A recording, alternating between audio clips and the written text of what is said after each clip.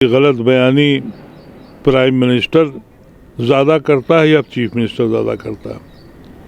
फ़र्क ये है कि वो एक्सपोज हो गए हैं, प्राइम मिनिस्टर साहब, ये अभी एक्सपोज नहीं हुए हैं। रामदेव और किरण बेदी और ये हमारे केजरीवाल, ये सब वहाँ के प्रोडक्ट हैं जो आरएसएस चलाती है।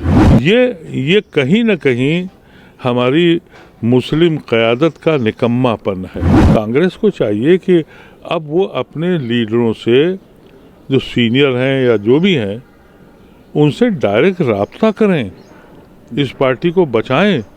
और अगर नहीं बचाते हैं तो मुल्क में ये छोटी छोटी पार्टियां बीजेपी या आरएसएस के तूफान को रोक नहीं पाएंगी।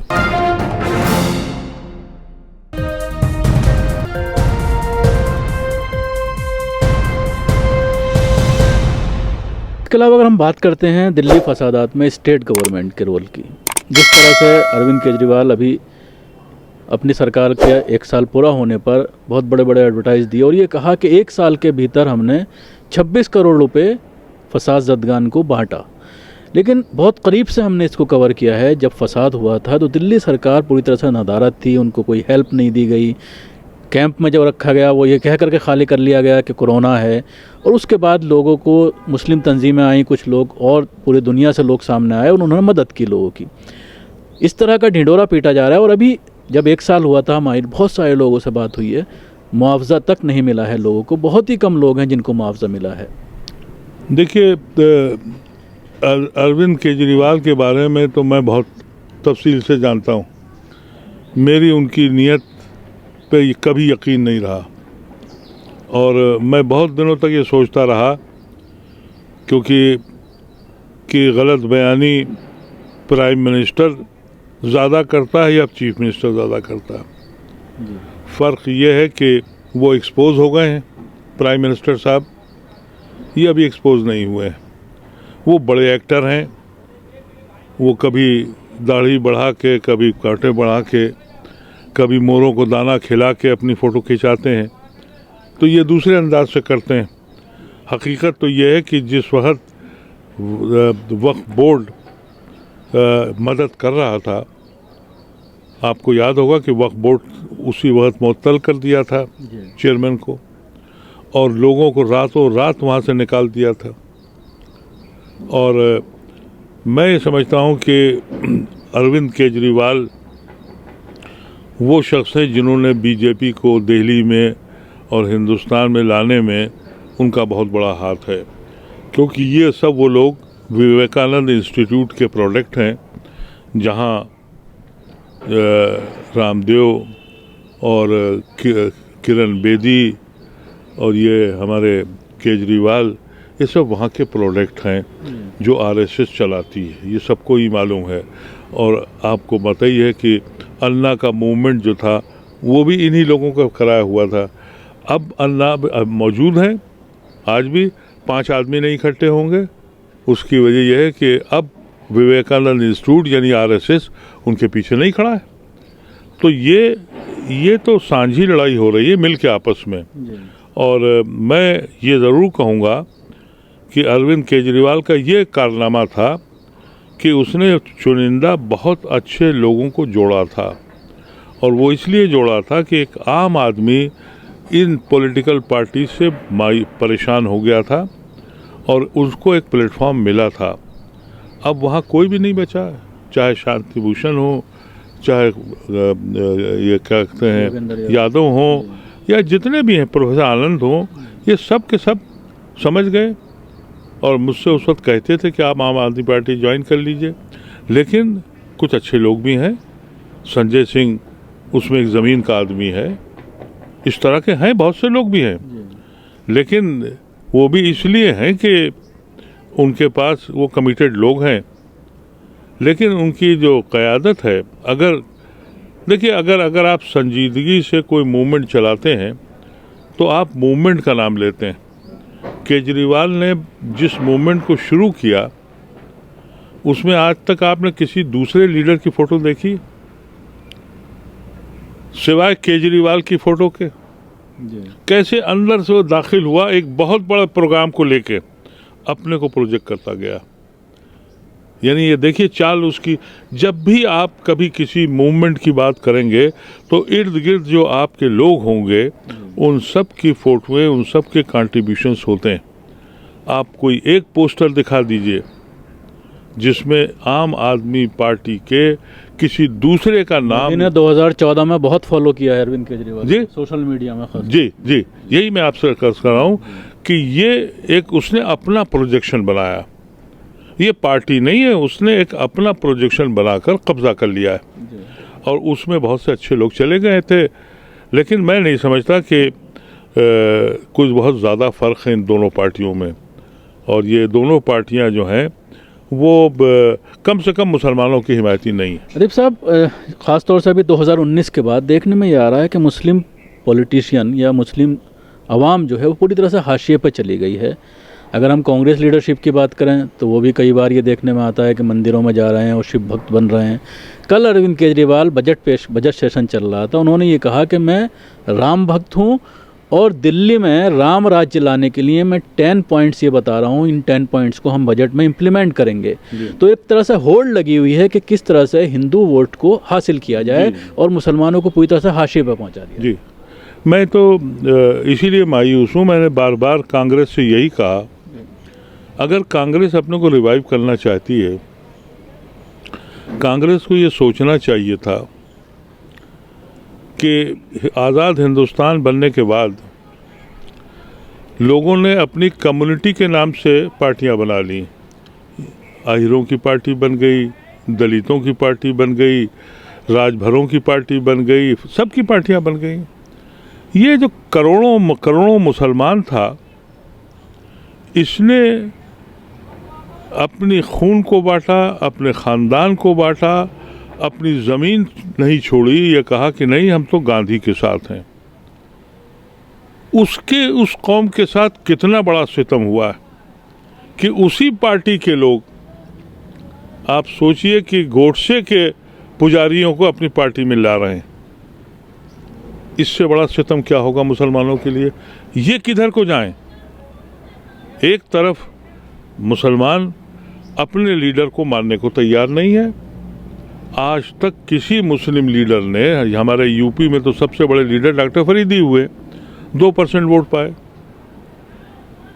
और हम भी खड़े हुए, हमें 0% वोट मिला। मुसलमान को वोट ही नहीं देता, उसको मानता ही नहीं है। वो कहता है कि नहीं, हम सेकुलर पार्टी पे जाएंगे।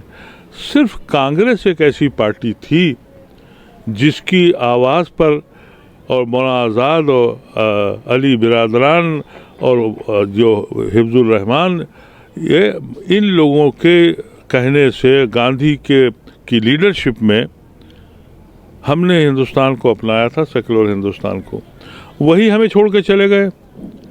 अगर कांग्रेस अपनी उस आइडियोलॉजी पे आ जाए कि ठीक है, ये हमारे साथ शुरू से रहे, इन्होंने खून बांटा, हम इनके साथ इनजस्टिस नहीं होने देंगे, इतना ही तो मांग रहा है मुसलमान, और तो कुछ नहीं मांग रहा। आपने नौकरी नहीं दी, हमने कुछ सड़कों पे नहीं आए। आपने हमें नौकरियों से निकाल दिया, हमारे दसगाह छीन लिए, हम नहीं आए सड़कों पे। अरे इनजस्टिस से बचा लो। अगर सिर्फ इतना ही कांग्रेस कर दे तो वही एक बदल हो सकता है। ऐसा नहीं लगता कि 2014 के बाद जो एंटनी कमेटी ने जो रिपोर्ट दी थी कि उसने ये कहा था कि मुसलमानों को करीब रखने की वजह से हारी है, तो उसको लेकर के कुछ नई रणनीति पर अमल किया जा रहा है कांग्रेस के जरिए? देखिए, मैं तो ज़हनी तौर पे हर सूरत से कांग्रेसी हूँ, कहता हूँ, बराबर ऐलान करता हूँ। कांग्रेस पार्टी में इसीलिए नहीं हूँ, इसलिए कि वो अमल नहीं किया। उन्होंने इल्ज़ाम हम पे लगा दिया। आपको पता है कि 2014-13 से लेकर और आज तक मैं कांग्रेस को इसीलिए बुरा भला कहता हूँ कि तुम्हारा मैनिफेस्टो कुछ था, तुम्हारी सोच कुछ थी, और तुम कर क्या रहे हो। वो इस चक्कर में है कि भाई हम किसी सूरत, मेरे मुलायम सिंह से बहुत अच्छे ताल्लुकात थे, और जब मुलायम सिंह ने कल्याण सिंह के साथ दोस्ती करी तो मैंने खिलाफ बयान दिया। तो मेरे साथ एक सफ़र कर रहे थे, वो मुझसे कहने लगे, भाई तुम क्यों खफा हो गए, हम 5% लोधा हमको मिलने जा रहा है, हमने कल्याण सिंह से सौदा किया और तुम हमसे खफा हो गए। हमने कहा 5% लोधे के लिए 20% मुसलमानों को कुर्बान कर दिया आपने। तो कहा कल्याण सिंह से क्या लड़ाई है तुम्हारी? हमने कहा कल्याण सिंह को जब मैं देखता हूँ तो बाबरी मस्जिद के गुंबद पे मुझे कार सेवक दिखाई पड़ते हैं, मेरे मुसलमान बच्चे आतंकवादी कहलाने लगे हैं। तो चुप हो गए बिल्कुल। मैंने कहा ये कॉम्प्रोमाइज़ मत करिए, इसीलिए मेरी बनती नहीं है कि साहब यहाँ से 3% वोट मिल जाएगा, यहाँ से 4% मिल जाएगा, इसलिए ये जो 20% है ये तो एंटी बीजेपी हमें देंगे ही। ये मैंने पार्लियामेंट में भी तकरीर में कहा कि भाई क्यों कर रहे हो मेरे साथ। अब आप ये वक्त चला गया कि कभी अंतुले चीफ मिनिस्टर बन सकते हैं, गफूर चीफ मिनिस्टर बन सकते हैं, आसाम में मुसलमान चीफ मिनिस्टर बन सकता है, ये सब भूल जाइए। अब आप अगर मंत्री बनेंगे तो या तो माइनॉरिटी के बनेंगे और कुछ दिनों के बाद नमाज के, रोज़े के, ज़कात के, इसके मंत्री बनाए जाएंगे, खुश हो जाएंगे। ये कहीं ना कहीं हमारी मुस्लिम क़यादत का निकम्मापन है। अब हम क्या करें? हम जानते हैं कि मुसलमानों की अलग पार्टी नहीं होनी चाहिए, लेकिन जब आप इस तरह से करेंगे तो ओवैसी और दूसरी पार्टियां खड़ी होंगी, और जब दूसरी पार्टियां खड़ी होंगी तो फिर हिंदू पोलराइजेशन और होगा और इस मुल्क में फिर नफरतें और बढ़ेंगी। ये सोचना चाहिए कांग्रेस पार्टी को, उनको एलानिया कहना चाहिए कि हम गांधी और नेहरू और आज़ाद की पार्टी हैं, लेकिन वो कहते हुए शर्माते हैं। अगर दलित के ऊपर अभी जिस तरह से जम्मू में देखने में आया कि जो कांग्रेस के नाराज़ लोग थे वहाँ पर इकट्ठा हुए और जिस तरह से वहाँ पर पूरी तरह से मुखालफत की गई लीडरशिप को लेकर, कांग्रेस के ऊपर कई तरह के सवालात खड़े किए गए।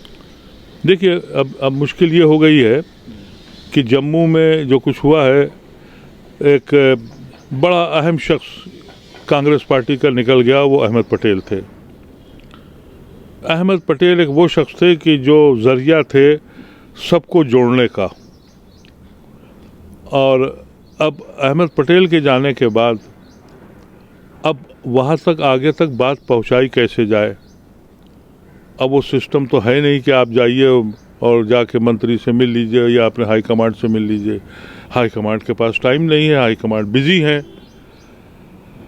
तो इसी वजह से ये जो मुखालिफतें हो रही हैं, अब लोग कह रहे हैं कि भाई सिब्बल जो हैं वो बीजेपी की बात कर रहे हैं या क्या कहते हैं शशि थरूर कर रहे हैं, या अरे ये लोग हार्डकोर सेकुलर लोग हैं, हार्डकोर आरएसएस के दुश्मन हैं ये। लेकिन करें तो क्या करें जब उनकी पार्टी में कोई जरिया ही नहीं है। अहमद पटेल एक थे जो सबको रात में जोड़ते थे, कहा जाता है रात में उनका दरबार लगता था, कभी किसी की दाढ़ी में हाथ लगाया, कभी चाय पिए को माफ़ी मांगी, और वो एक वो चैनल था जो चलता था, वो भी टूट गया।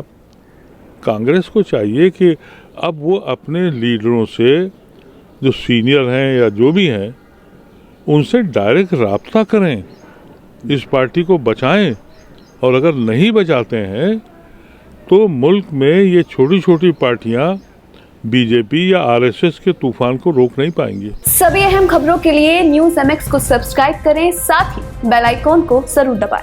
लाइक, शेयर, कमेंट करना ना भूलें।